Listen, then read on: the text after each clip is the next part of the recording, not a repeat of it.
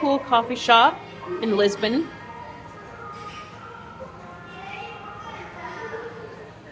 Just escaping the cold.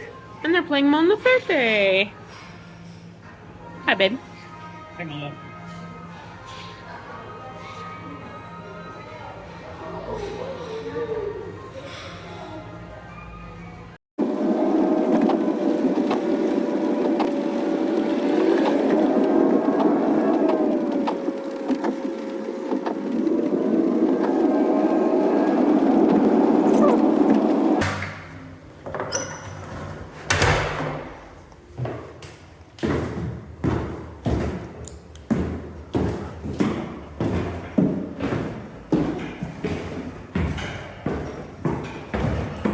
Here's the city streets of Lisbon. It's not raining, and we will be back as we fly out of Lisbon on April 15th. So this is the first leg of a 5-leg journey. There's all the tiles on the walls.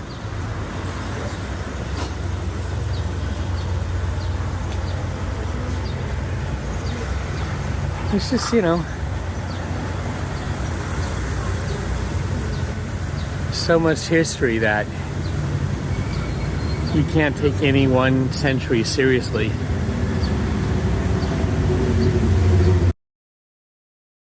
I'm starting to think that the definition of existence is not material being or physical being, but the passage of time. And so that's why I think as soon as we start realizing that we're spending so much time in the virtual reality, that we're gonna have to like place new rules on existence of the target marketing of vulnerable people. I mean, look, in the US, we have the tech industry is completely immune to any liability, and they know better. And their target marketing children, the elderly, and the mentally infirm, knowing that those people don't have full capabilities and knowing that they can be persuaded and manipulated. And you know, those will someday be crimes.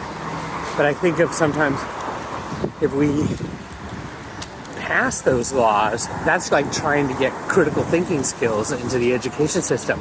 I mean, the religious groups are going to fight it, the military is going to fight it, advertisers are going to fight it.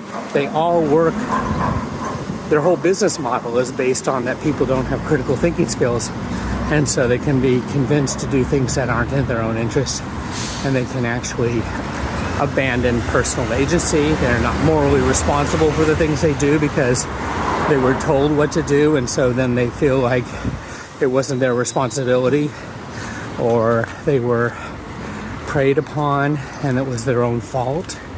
But the thing is that oftentimes with the military and with the advertisers and with the religion, they know it's just a numbers game. If they construct a line of logic and they just spread it out over 1 million people, they know they're going to get like a 0.3% back, and that'll be like 3,000. It's a big number of followers that you know are susceptible, because they always say, you know, it was George Herbert Walker Bush that bought Pat Robertson's mailing list. So that was when the Republican Party decided that they were going to take in all the religious people who basically don't care about economics because they think the world is coming to an end. So they're all convinced that these are end times. The Antichrist walks on the planet. And so you say, hey, we should have healthcare for all. And they're like, hey, the rapture's happening tomorrow. And unfortunately, those people used to be part of the basis of the Democratic Liberal Party because they're not in the upper class. And now they're voting with Trump, you know. Trump, what did he say? 30 million people that are Trump followers believe that we're in the end times.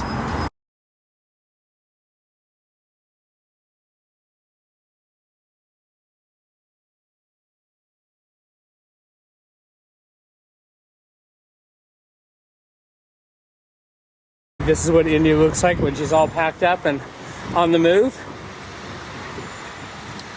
Produce store.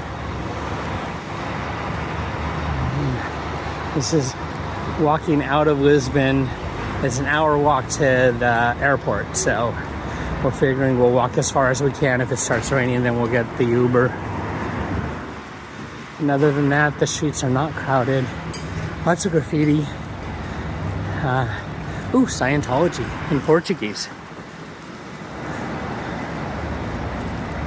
Remax, Burger King. I mean, we travel the world now, and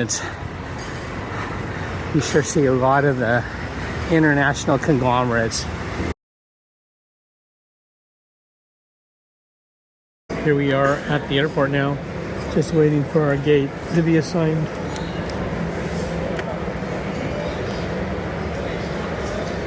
So all we gotta do is hang out. We made it through security. Both our backpacks got flagged. So we had to meet a person while they went through our stuff, but mine was because I had a battery in there for charging my phone, and India had a makeup powder stuff that they needed to see. I do really enjoy these discount airlines. Ryanair is famous for showing up at airports with not enough gas to circle the airport, so then having to ask for priority landing, and that got them in trouble and kicked out of a lot of airports. One of their ways of money saving. But we get to load in the back. I'm not quite sure what that is coming off of the engine there. It looks kind of like blue smoke, so. But I got Indy an extra bag, so she got priority seating, and she got to load from the front, whereas thankfully it's not raining. Sometimes it's raining when we get these flights, so I'm happy with the sky today.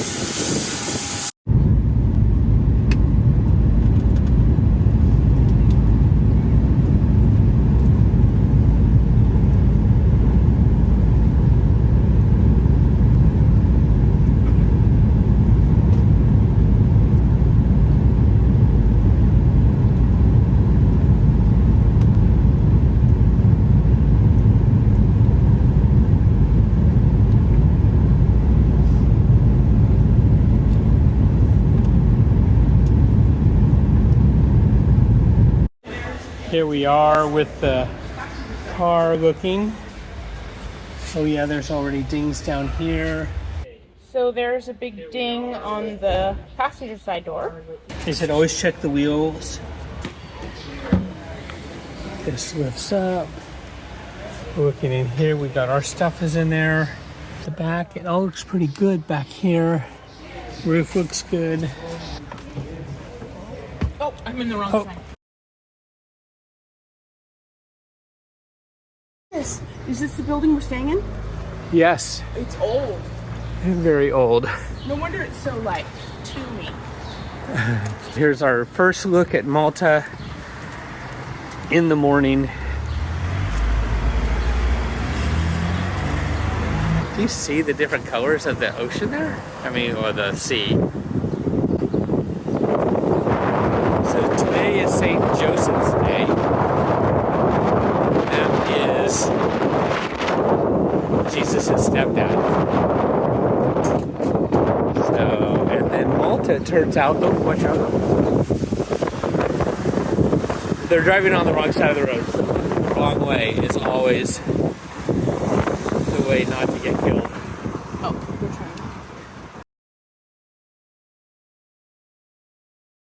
trying. It's just like, look at this water color.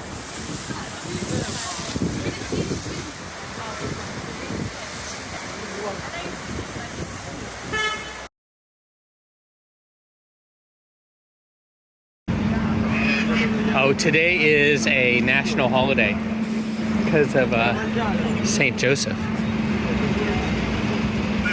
So, March 19th, St. Joseph Day. The man who raised Jesus.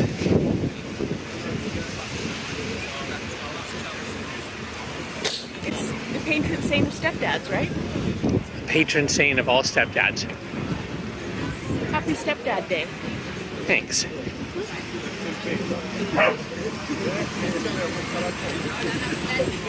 The thing that makes Malta Malta is that I guess they've, in the old town that we're going to go to, they haven't changed it since the 1600s. And a lot of movies are shot here, and they pretend it's Rome or pretend it's whatever. They said that only in Jurassic Park, the last one or the one before, did they actually claim Malta was Malta. Oh, Jurassic World. Jurassic World, right? All right, here we are, looking the wrong way, not to get run over, crossing the street. It's Frogger. It's an escape room. All right, check this out. Boy, it is like a Venice. This bay is like amazing.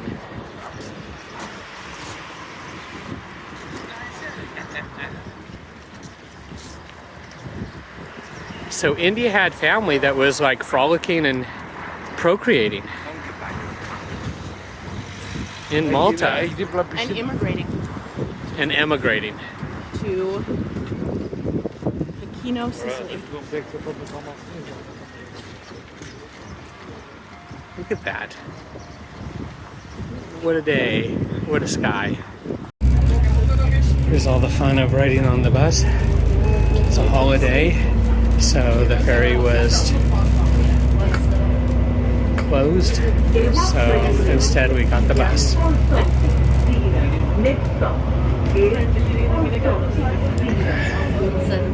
It's a pretty crowded bus without the ferry service.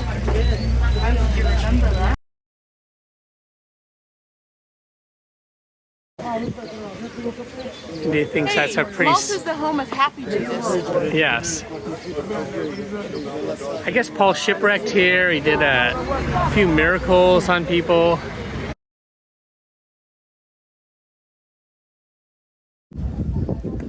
All right, all these photographs are about people who've been exiled from different places. This one asks, what is exile? She asked me, what shall I tell you? Shall I say, it is the love between land and dreams. And it's all about these people who were exiled from Iran, or been exiled from Malta. I have always imagined that paradise will be kind of a library. And this is about a few weeks before the genocide. I went to Burundi and Rwanda to learn more about the tragedy that was developing between the Hutus and the Tutsis. Look at that. And that was all advocated by radio, is that we found the Rwanda. That was kind of like what... That's a little girl named Zamet, and she died of cancer. And that's her father's photographs of her. Sad. This was the twirlers from when the Grateful Dead were here. Just knowledge is a rose that blooms in the garden of the soul.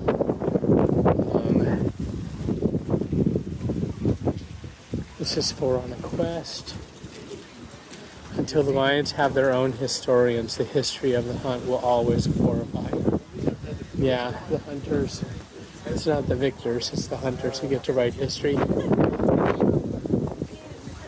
And the one who opens a school door closes a prison. This is an interesting one.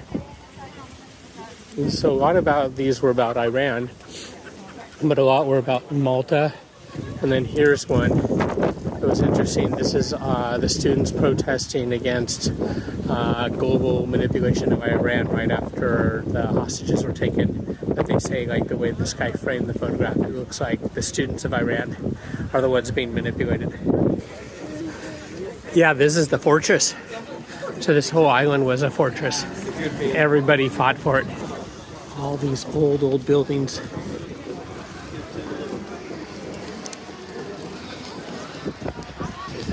So we're headed towards the Archaeology Museum.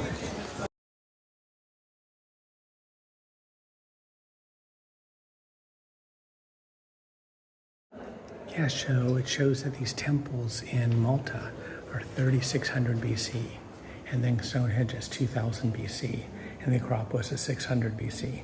And 1700 is the Palace of Knossos, which we've seen in 2500 BC was the pyramids.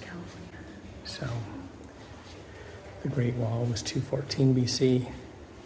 But you can see how Malta just ranks in there as like one of the oldest spots ever.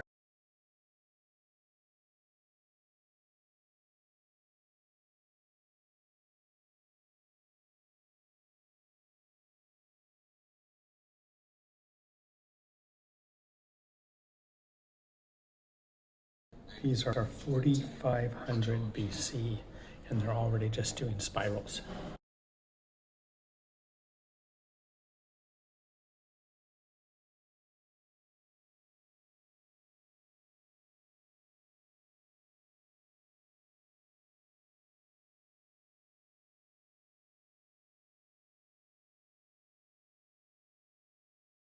So this is the spiral, and they were like really into it.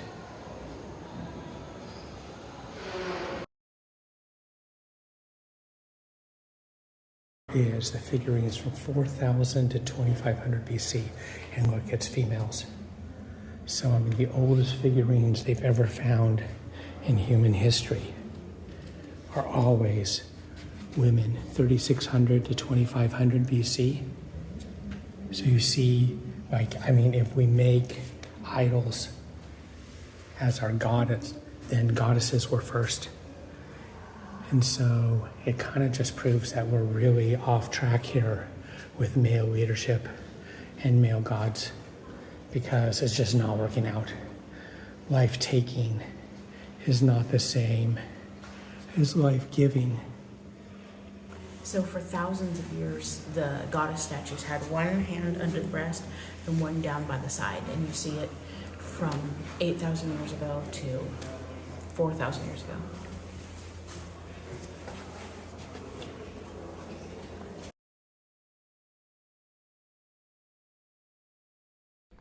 Here is 3600 to 2500.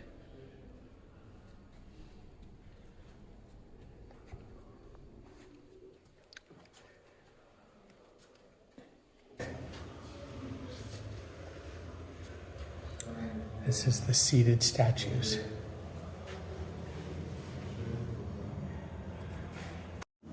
These again are the heads that they have found. And they said it's a short bob.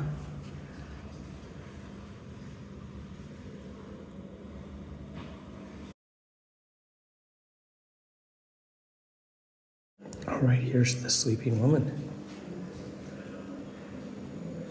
Look at that, that's incredible.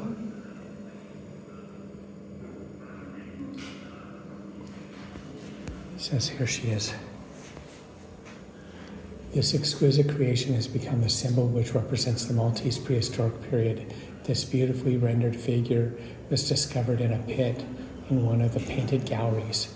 Made from clay, she represents a woman in a natural sleeping position. She is naked from the waist upwards, and the lower part of her body is covered with a skirt, which seems pleated, as other pitted decorations. The base of the couch or bed, which seems to be sagging under her weight, is also rendered a very meticulous manner, giving us an insight of how this type of furniture would have been made at the time.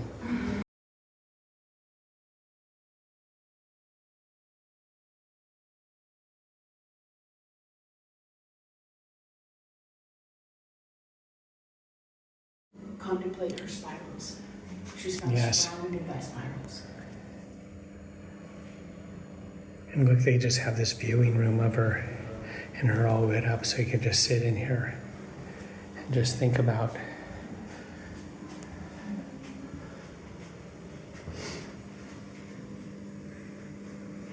what humans are.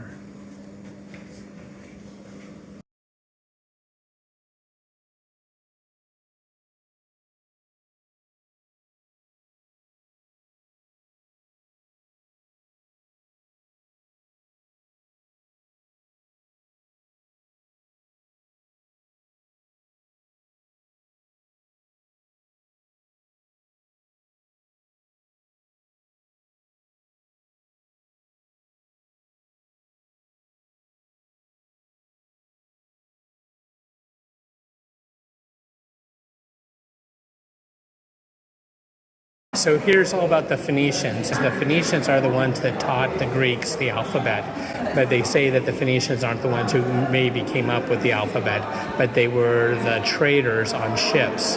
And so they were constantly trying to get people probably to sign contracts or at least IOUs about what they traded.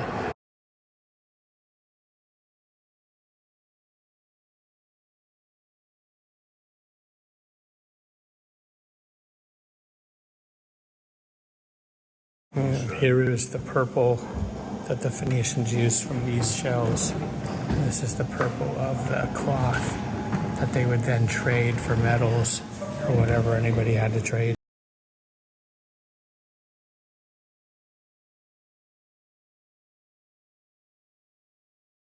Here is Bronze Age.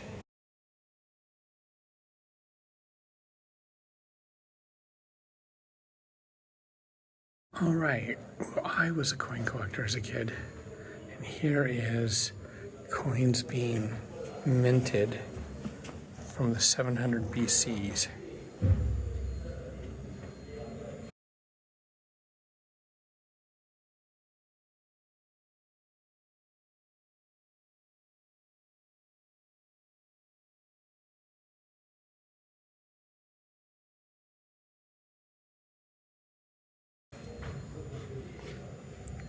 That's the 5th century.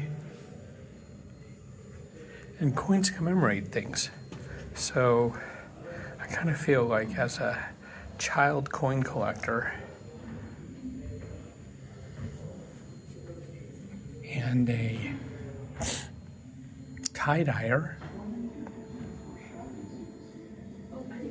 I get a lot going with the Phoenicians.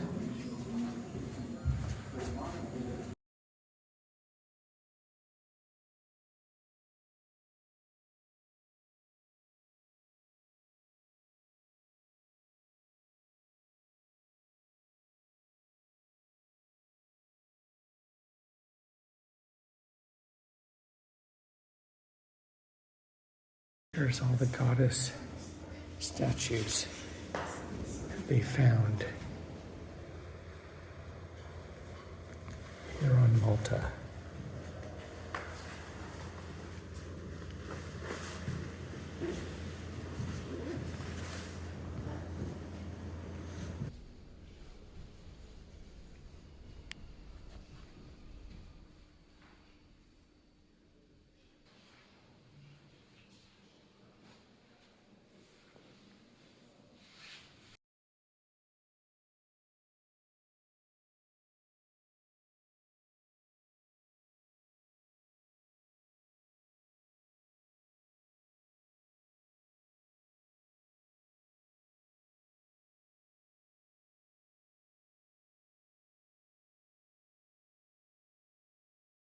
This is all the spirals that they found in the old Neolithic temples. Okay, and now we're at the museum here, and we're looking at like all the goddess statues that we have to choose from. And that's not it. There's even these down here. So it's gonna be a tough choice.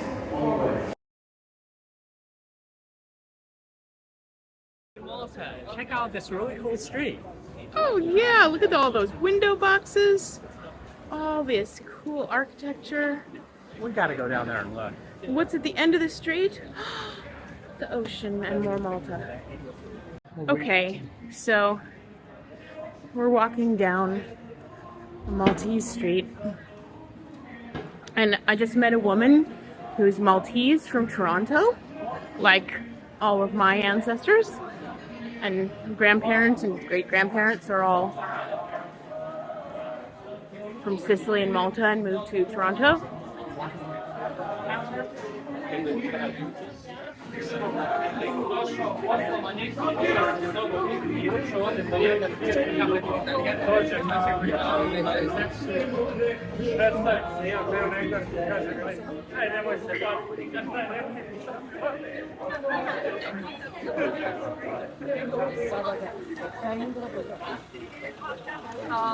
I really like old friends.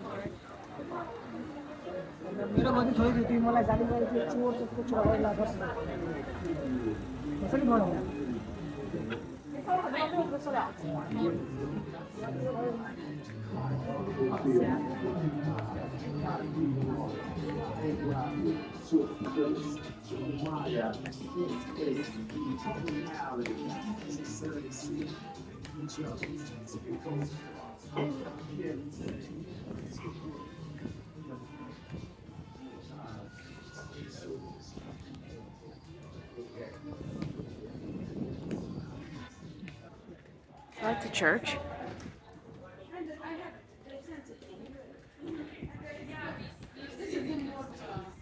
Just walked down this incredible walkway. Look at, there's India. Isn't that great?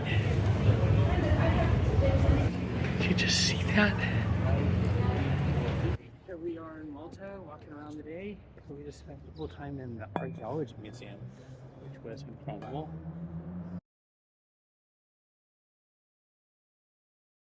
Look at that. Everybody just encloses their balcony in these boxes. And look at it. Some of them are just totally unfixed up. It says we're almost at the restaurant we were looking for. Look at those. I have window box envy, Jimmy. Don't you?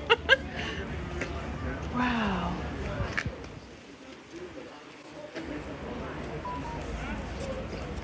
Wow.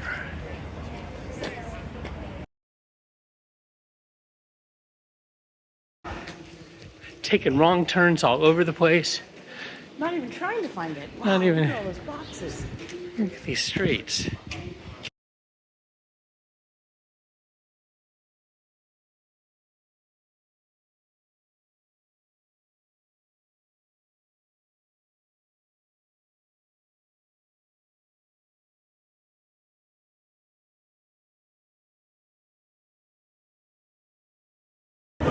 Our inadequate California clothes. Yes. That's All what right. I said. But check this out.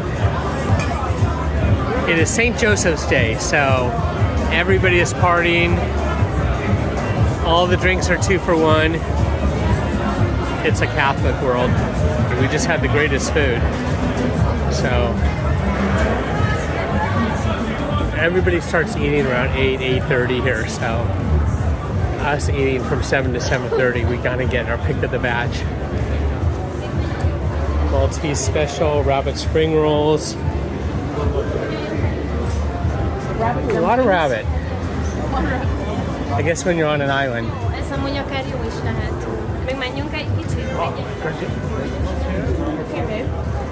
Yeah. All these touristy places, the entrees are like 25 to 30 euro. Right? Yeah, so we did good.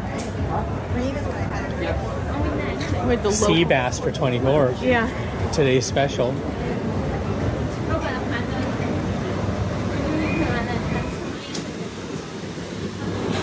Just the hustle and bustle of these tourist towns. Today is St. Joseph's Day, so all the churches have been closed except for Mass. And there's the giant Maltese flag. Yep. I think the facade is the most impressive part of this place. Oh my gosh. All right. We found our way out of the city. I mean, it's not that big. But we came down those stairs and boom, we're right back where we started, where the bus left us off.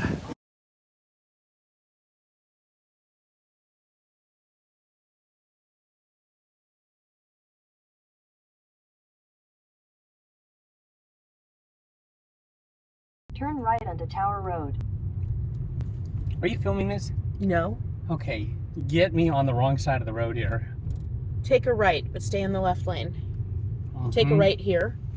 Right? These people are all driving on the wrong side of the road. Why? Why would they do that? Okay, and you were driving on the wrong side of the road. Good job, Jim. Yes, and I crossed the wrong. Continue on Tower Road for 1.5 kilometers. Okay. I wish I had like a student driver on my car. So we could all just be good with me. Tourist driver. Do you get this manual going on that I'm shifting here while I'm... He's shifting a manual with his left hand. Yes. It's heroic and terrifying. Police are nearby. Well, Right. Thank God I got a tiny car. is it a little Peugeot? Nope, they gave me a Toyota. Oh, that's right. It's a Toyota. Look at this. We get to drive the coast this way. Nice. Turn left onto Tricuil Weed. Stay on the Turn left right. side of the road. Okay, we are coming into the ancient ruins. And there's been a lot of driving on the wrong side of the road. I mean, the right, correct, the left. Oh, car. Oh, good. They can go that way, so I'll do that. Jimmy's really getting the hang of driving on the left side of the road. Continue for 800 meters. That means I went the wrong way. Dunk, dunk. Dunk dunk. There it is. That is the archaeological site that we are going to get to. Wow. And there's not a lot of open pastoral land here. So this is cool to see some nature. Look at the wall. Yeah, just they built all the limestone. Everything is limestone. Oh. Ooh, don't touch the cactus, lady. Okay. Still not over cars coming at you on the wrong side of the road. In 300 meters, turn right onto Tricuil Midjar Tassin. The architecture section asks the big question: how was it possible for people to build these buildings in prehistory? While we still do not know for certain, we've created a large mural that represents the most likely possibilities. The center of this section is occupied by a model that shows one theory of how the megaliths were moved. Several round stone balls have been found in the area, and you can use this working model to actually feel how much easier it is to transport a megalith using this method rather than dragging it across a flat surface. Wow, so all of it is lined up for the solstice and for the equinoxes. Here is our anniversary. The way that the sun, that's the sun on, sun off, sun on, the spring equinox, how they had it designed that the sun went all the way to the back wall, March 21st. So it's before Stonehenge, about 2,000 years. And so this is, I think, the oldest megalith temple. Before you enter Hadja-Im proper, take a moment to enjoy the commanding views of the landscape from this vantage point.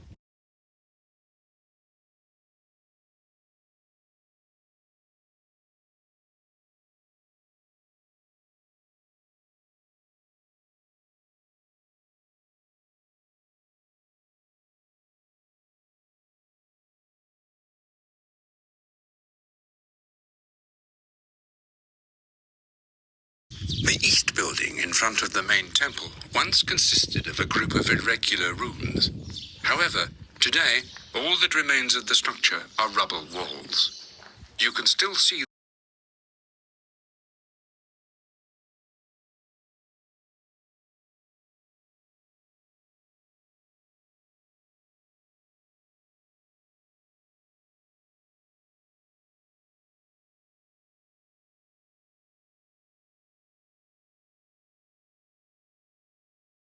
this niche holds a megalithic pillar that is fronted by a triangular slab.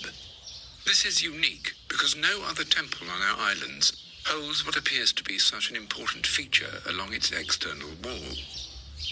Because this niche is located on the external walls, it indicates that rituals and activities at Hadja-Im were also conducted outside the temple, emphasizing the importance this structure had for the surrounding communities.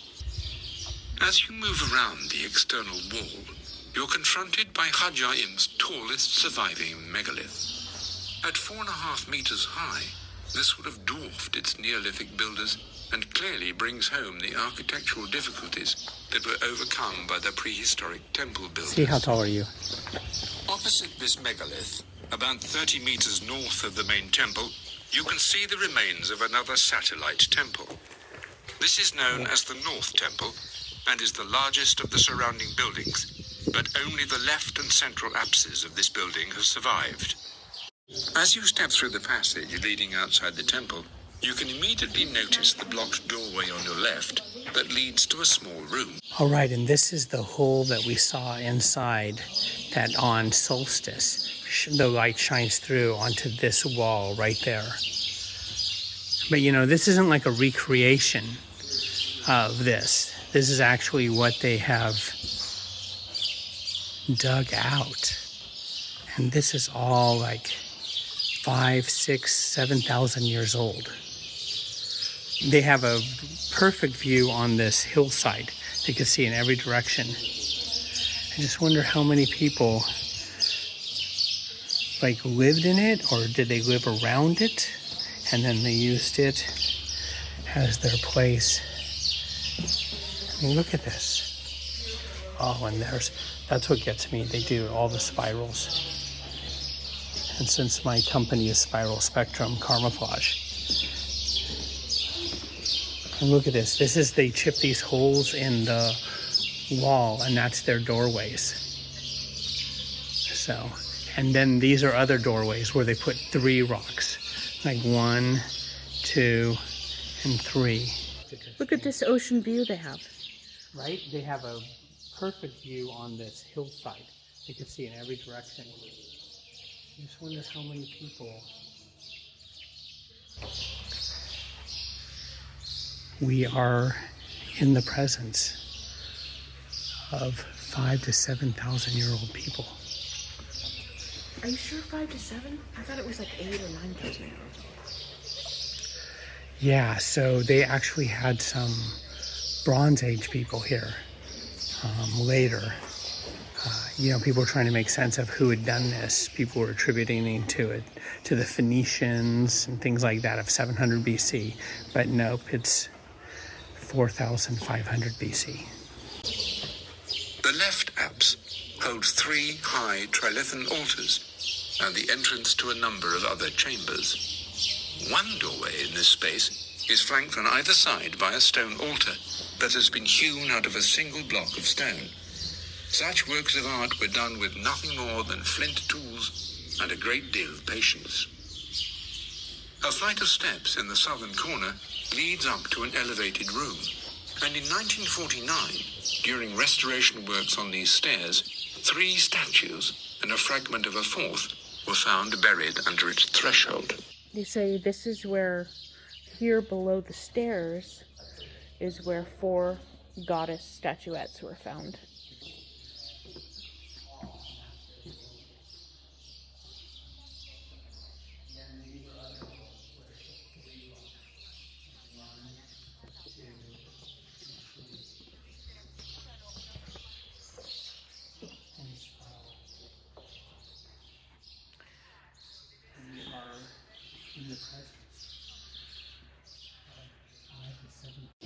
Here we Now go. see this?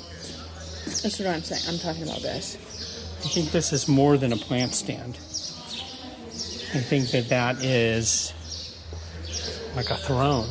And then it said, look, it had these spirals back there. And it says, prehistoric sculpture were found in the first chambers. Is that like they all lived in huts around this area, and then if it got really windy or stormy, then they would seek shelter inside of it. And then there's also all these ritualistic areas. So, or maybe at night they had their fires near here, and this is where everybody would gather. I mean, how many people lived in this area? And did anybody live inside of this? But look at the size of that rock back there. And that is a huge. These smaller ones I could see, a bunch of people doing. But the really big ones, that's why I was saying that one is the tallest. And there's the solstice where the light would come through, that they've already measured these things. So we're here on March 20th. So we are one day before the equinox. And I think they have special equinox places too. It says, look, it says Ganteja Temple, 3600 BC. It's 1,000 years before the pyramids. Wow. For us to be in existence in this day and age means that we have been part of a string of existence that goes all the way back to this time. And what's amazing is that they had the same size brain and bodies as us. Like, we have not physically evolved that far. So they had the mental capacities we did. They just had a different culture that they were growing up in. Some part of me was here. You know, this is kind of like my own escapist reality that I get to comfort myself as a contemporary being, that my existence isn't bounded by just my lifetime in the modern era, that my existence has gone back all the way to the days of this, that somehow all of that is somehow embodied in me. And that's why I feel the responsibility to perpetuate time, that as human beings we have to secure the planet and secure our existence on it, that the answers are all coming. We just haven't been on the planet long enough. And so it's really important that we all work together to fulfill the intergenerational responsibilities of securing future humanity's place on the planet, so that when the answers get here, we will be in existence, that we won't have prematurely ended our time on the planet. What are we collectively accomplishing that requires this hurried effort? Everybody's working hard, you know, grit and grind and all that, and the fact is all they're doing is bringing about the premature extinction. And that's why I actually see, you know, the capitalist structure and all that kind of as extinction cults. And then we also have the end of the world cults, which believe that, like, the rapture's coming and stuff, and they've combined that the extinction cult and the end of the world cults have come together, and they're trying to bring about the end of humanity in our lifetimes. And that this is the time perspective people need to see, is that this is 7,000 years ago, 6,000 years ago. Human beings creating things, living communally, living with the land. Like kids in a candy store, there's another megalith outcropping over here that we haven't even discovered yet. So I was all excited just to do that. It's like twice the fun. I'm formulating my new religion, which is called "You Don't Have to Leave Your Religion to Join Ours." And the problem that I see with the existing religions is that they're kind of exclusive. They're always like, you have to leave ours and nobody else's. And mine is like, I want to create like a supplemental religion that, like, you know, you just do this little book in the insert of whatever book you're attached to. And that it just basically focuses on that you should be a good person, that love is consideration. And so the more you take into consideration, the more love you have. And also that time is all we have to spend. And that's why we have to preserve our time on the planet, because time is existence. That we just realized that the birthing of people was the most miraculous thing that we could ever witness and ever be part of while we're alive, perpetuating ourselves, perpetuating the species. And that this whole idea that nature exists for us to use and consume. India and I were talking about communications experts that we've followed, and one was a man named Fred Jealous, and he came up with a program to deal with men for domestic abuse. He taught feminism to men, and it was the only thing that showed, it was the only program in the entire country that has ever been like 90% effective to eliminate domestic violence in perpetrators in the future. And it was sensitizing men to women's issues. And I'm interpreting it as goddess worship. But I'm saying it's the only thing that has shown effective to heal the broken soul of violent men, which is what's plaguing the entire planet. So I'm saying his work it was proof positive of what we need to do, and that it is evidence-based and it will work. Racists are rapists, because the thing is that they see other human beings as lesser thans. And so racist or rapist, you just can't even divide that apart. If someone turns out to be racist, then you know they are a potential rapist. Just means they subscribe to a philosophy that others are worth less than they are. Look at this. Oh, we're gonna get to walk through it. It's just amazing. But we got to start doing documentaries on these people who have come up with nonviolent communication skills, and humans have to learn to listen. Humans have to learn to speak. That's where we're at in our evolution, is that we don't need any more material invention. We need spiritual invention.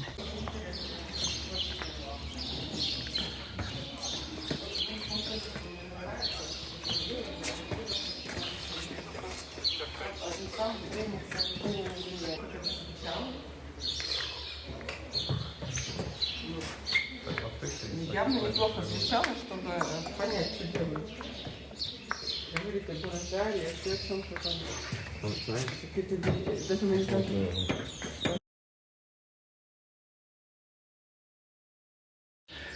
Yeah, Andy was saying you just can't stop humans from scratch holes or whatever, but look at all these little holes.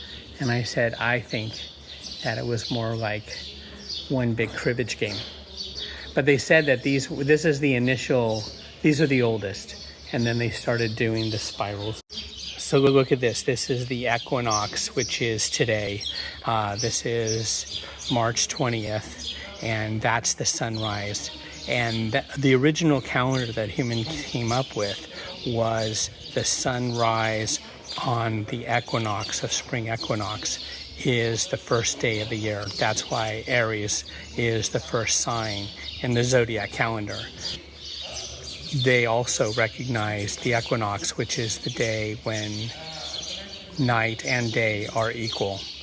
And so when night and day are equal, I call that the day of equality. I think of that as a new holiday on our new calendar, because I dream of year one, that we're going to ditch the calendar that we have, and we're going to move New Year's to March 21st or 20th. When they move New Year's to January, that's why September is now the 9th month, even though sept means 7. And that's why October is the 10th month, even though oct means 8, because it's supposed to be the 8th month. That was when we moved the calendar from the equinox to January 1st. There were only 10 months. And then there was a 60-day period of just like dead of winter that they were just like, go ahead and just make it. They didn't even name it. So that's why January and February were like the last to be named months until like Julius Caesar and Augustus renamed July and August. But as far as our calendar goes, number 9, number 10, number 11, November, and December is 12. Even though Dec means 10, those all have to be renamed. All the months have to be renamed, because we can't stick with a calendar that says the 7th month is the 9th month. It's a moronic calendar, I call it. So that'll be part of the big changes when humanity comes to its shift and gets back to its Neolithic roots of living the land and worshiping the planet and recognizing the goddess.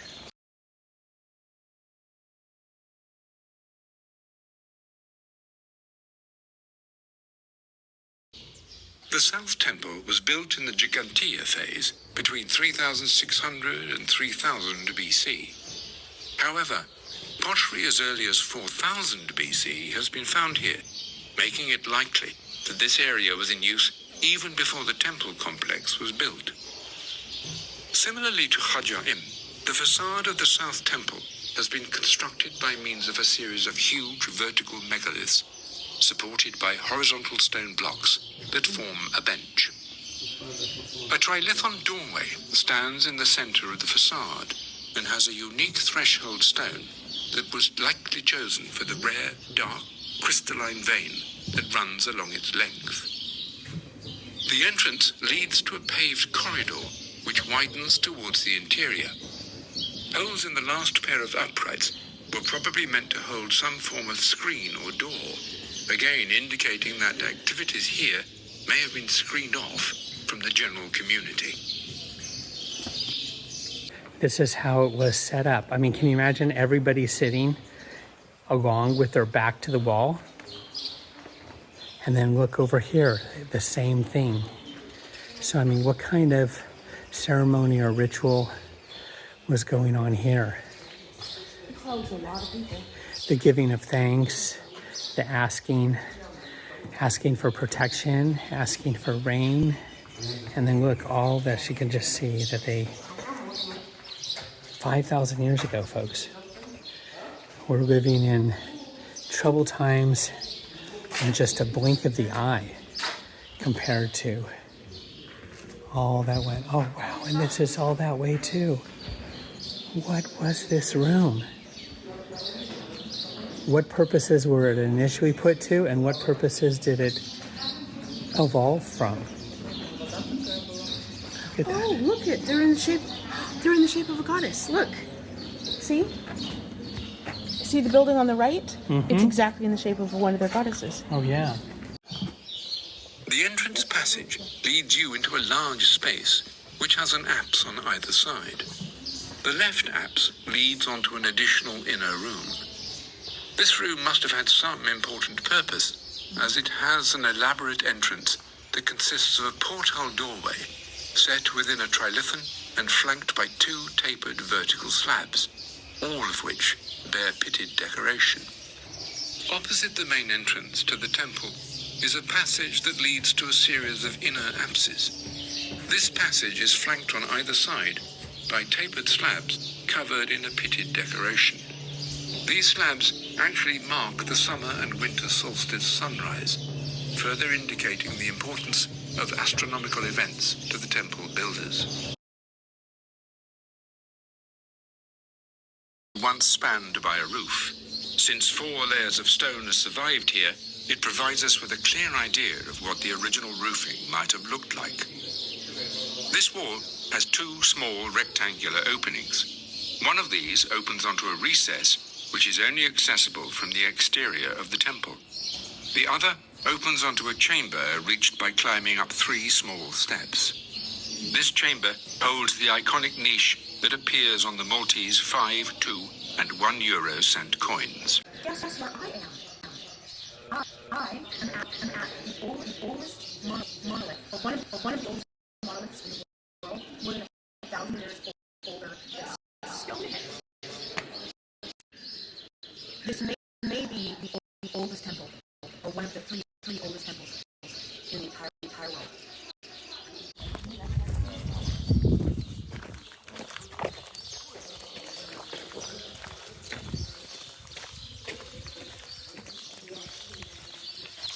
You see how it's winter come on that side? Summer on this side. Today might stay in the house from here. Sun. At the sunrise? Yes, at the sun right here. And not at the sunset.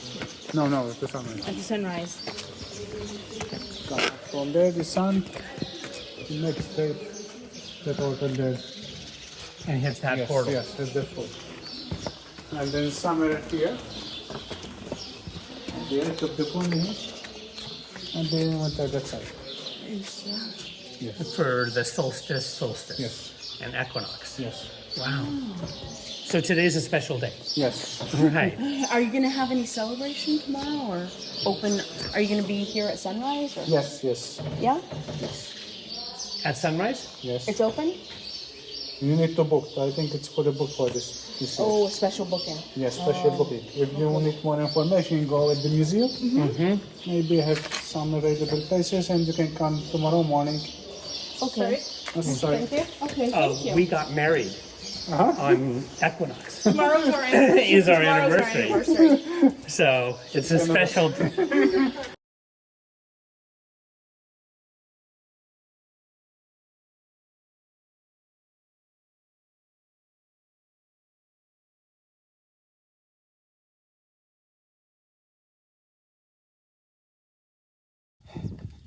So what did you think of the Neolithic temples? my love? I think they're spectacular. I think human beings have been incredible for a long time. Oh my gosh. It's just what a beautiful day. We stopped and just